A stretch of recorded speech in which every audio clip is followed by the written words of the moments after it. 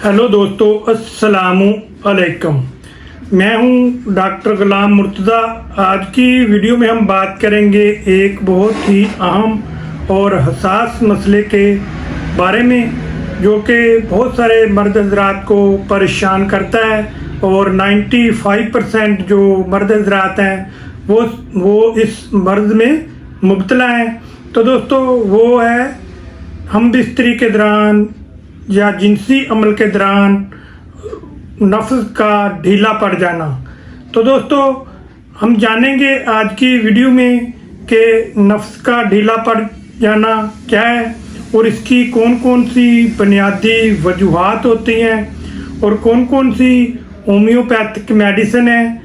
जो इस मसले से हमें निकाल सकती हैं। अगर आप भी इस मसले से दो चार हैं तो ये वीडियो आपके लिए बहुत ही ख़ास और अहम वीडियो है और इससे आपको बहुत ज़्यादा फ़ायदा होने वाला है। तो आप इस वीडियो को आखिर तक लाजमी देखिएगा। अगर आपको वीडियो अच्छी लगे तो इसको आगे शेयर भी लाजमी कीजिएगा। जी हाँ दोस्तों, सबसे पहले जानते हैं कि नफ्स का ढीला पड़ जाना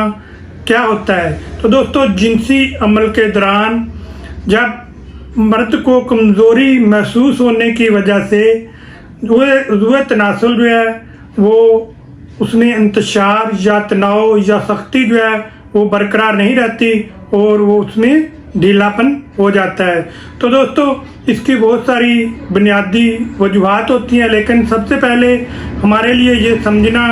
ज़रूरी है और ये जानना ज़रूरी है कि नफ्स का जो ढीलापन है वो कोई साइंसी बीमारी नहीं है, बल्कि ये ज़्यादातर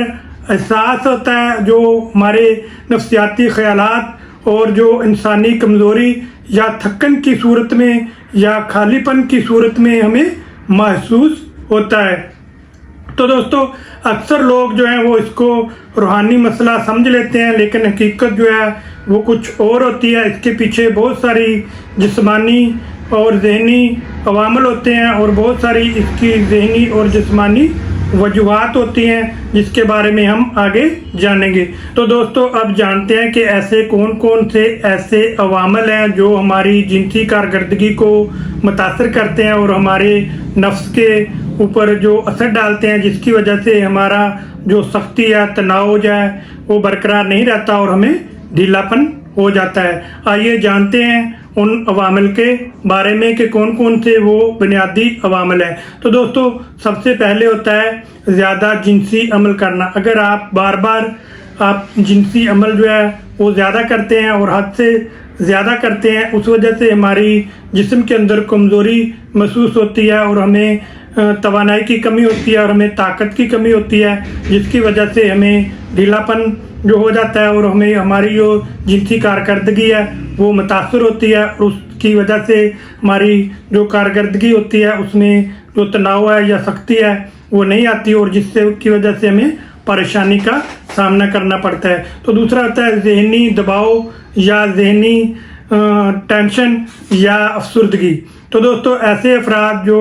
अफसुर्दा हो जाते हैं और अगर आप सेक्स एक्टिविटी करते हैं और उस दौरान अगर आपको ढीलापन हो जाता है या सख्ती या तनाव जो है वो कम हो जाता है और आपको कमज़ोरी महसूस होती है, तो आप उसको जहन पर सवार कर लेते हैं कि नेक्स्ट टाइम अगर मैंने सेक्स एक्टिविटी के लिए गया तो अगर मुझे ढीलापन हो गया तो मुझे शर्मिंदगी का सामना करना पड़ेगा। तो इस वजह से आप जो नेगेटिव सोचते हैं और पॉजिटिव नहीं सोचते, उस वजह से आपको मज़ीद कमज़ोरी हो जाती है और फिर आपको इन मसाइल का सामना करना पड़ता है और इस वजह से आपके नफ्स के अंदर जब आप जिनसी अमल करते हैं तो उसके अंदर सख्ती और तनाव जो है वो बरकरार नहीं रहता और आपको ढीलापन हो जाता है। या फिर ग़िज़ाई किल्लत, अगर आप मुतवाज़न ख़ुराक का सही इस्तेमाल नहीं करते और मुतवाज़न ख़ुराक जो है आप अच्छी ख़ुराक नहीं लेते और ख़ुराक कमज़ोर लेते हैं, तो प्रोटीन वाली ग़िज़ा का आप इस्तेमाल नहीं करते, तो उस वजह से भी आपकी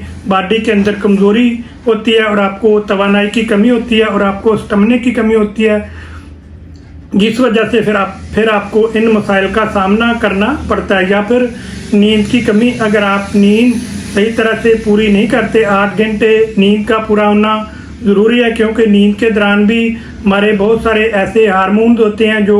बनते हैं तो उस नींद अगर आप 8 घंटे पूरी लेंगे तो आपको इन मसाइल का सामना नहीं करना पड़ेगा। अगर आपको नींद पूरी आप नहीं करेंगे तो भी आपको इन मसाइल का सामना करना पड़ेगा। या फिर हार्मोनल तब्दीलियां, अगर आपके हार्मोन जो है बॉडी के अंदर सही नहीं बनते और मर्दाना हार्मोन जो है वो आपका सही नहीं बनता और मर्दाना हार्मोन की आपको कमी होती है, तो उस वजह से भी आपके जो उज़्वे तनासल है उसके अंदर ब्लड फ्लो है वो सही तरह से नहीं पहुंच पाएगा और ब्लड फ्लो जो है वो कम होगा और जिस वजह से आपको ठंडापन होगा और सर्दपन होगा और आपके उज़्वे तनासल जो हैं वो ढीले पड़ जाएंगे और आपको सख्ती और तनाव और इंतशार जो है वो सही नहीं आएगा। तो दोस्तों उसके अलावा होता है बुरी आदत। अगर आपको मुश्तनी की आदत है या आपको सिगरेट नोशी या शराब नोशी या इस तरह की बहुत सारी नशा आवर अशिया खाने की आदत है, चाय या काफ़ी आप बहुत ज़्यादा इस्तेमाल करते हैं और ज़्यादा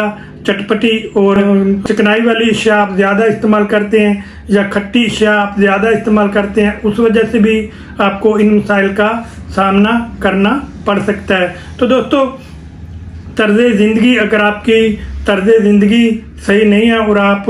नींद जो है वो सही तरह से नहीं लेते और मुतवाज़न ग़िज़ा सही तरह से नहीं लेते और बहुत सारी ऐसी चीज़ें इस्तेमाल करते हैं जिससे आपको फिर इन मसाइल का सामना होता है। आप अपनी तर्ज़ ज़िंदगी को थोड़ा सा चेंज करें और उसमें थोड़ी सी तब्दीली लेकर आएँ तो आप इन मसाइल से निकल सकते हैं। तो दोस्तों इसके अलावा बहुत सारी जिस्मानी बीमारियां भी हैं जिसकी वजह से हमें जो हमारी जिनसी अमल के दौरान रुकावट डालते हैं और हमें इंतशार या सख्ती या तनाव जो है वो सही तरह से नहीं आता। तो दोस्तों अगर आपको दिल की बीमारी है या आपको शुगर की बीमारी है या आपको थायराइड है या आपको कनपेड़े रहे हैं पुराने और आपको कोई ऐसी लंबी बीमारी है जो लंबे अरसे से चली आ रही है, उस वजह से भी आपको कमज़ोरी होगी आपकी बॉडी के अंदर, आपको वीकनेस महसूस होगी और आपको सेक्सुअल कमज़ोरी होगी और आपको जहनी और जिस्मानी कमज़ोरी होगी, जिस वजह से आपकी जो जिनसी अमल है और जिनसी एरिया जो है उसमें कमज़ोरी होगी और आपके उज़्वे तनासल के अंदर ब्लड फ्लो है वो सही तरह से नहीं पहुँच पाएगा, जिस वजह से आपको इन मसाइल का सामना करना पड़ता है। तो दोस्तों अब जानते हैं कि इसकी कौन कौन सी अलामात होती हैं। तो दोस्तों अगर आपको जिनसी अमल के दौरान सख्ती और तनाव जो है वो सही बरकरार नहीं रहता और आपको ढीलापन हो जाता है तो उसकी वजह से आपके बॉडी के अंदर बहुत सारी अलामात पैदा होती हैं, जैसा कि जल्द अंजाल का हो जाना या उज़्वे तनासल का ढीला पड़ जाना या आपको कमज़ोरी महसूस होना या आपका किसी काम के अंदर दिल जो है वो ना लगना और किसी काम को करने को आपका दिल जो है वो नहीं करता और आपको सुस्ती और कहली महसूस होती है, तो इस तरह की आपको अलामात पैदा होंगी। तो दोस्तों अब जानते हैं कि इसके साथ आपने कौन सी एहतियाती तदाबीर इख्तियार करनी है और कौन सा इसका इलाज है। तो दोस्तों सबसे पहले आपने मुतवाज़न खुराक का इस्तेमाल करना है, खुराक आपने सही लेनी है। जैसा कि आपने खुश्क मेवाजात, बादाम, अखरोट, मगज़, खजूरें और इस तरह की आपने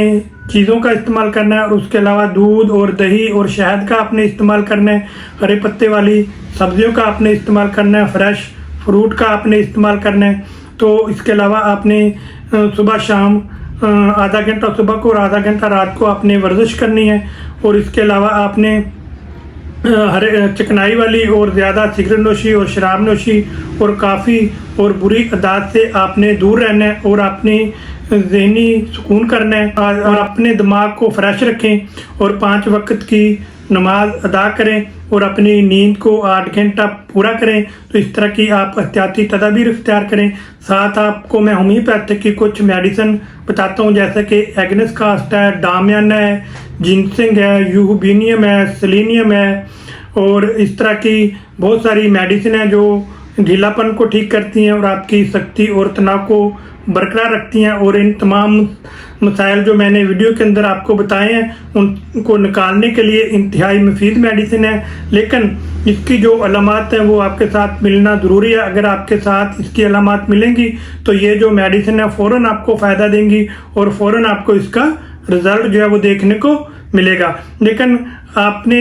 इस मेडिसिन के इस्तेमाल करने से पहले किसी भी अच्छे होम्योपैथिक डॉक्टर साहबान से जाकर मिलें, उसको अपनी अलामात बताएं और अपनी मुकम्मल हिस्ट्री बताएं। वो आपकी अलामात जानेगा और आपकी मुकम्मल हिस्ट्री जानेगा। उसको देखते हुए आपकी जो मेडिसिन है वो डिसाइड करके देगा, क्योंकि होम्योपैथिक की जो भी मेडिसिन है उसका इन्हिसार जो है वो अलामात पर ही होता है। अगर आपकी अलामात मिलेंगी तो आपको फ़ायदा होगा, अगर आपकी अलामात नहीं मिलेंगी तो आपको फ़ायदा नहीं होगा। इसलिए बेहतर यही है कि किसी भी अच्छे होम्योपैथिक डॉक्टर को गाइडेंस में लेकर इस मेडिसिन का आप इस्तेमाल करें, तो इंशाल्लाह आपको बेहतरीन रिजल्ट मिलेंगे और आप ना के आर्जी बल्कि मुस्तकिल तौर पर ठीक होंगे। तो दोस्तों,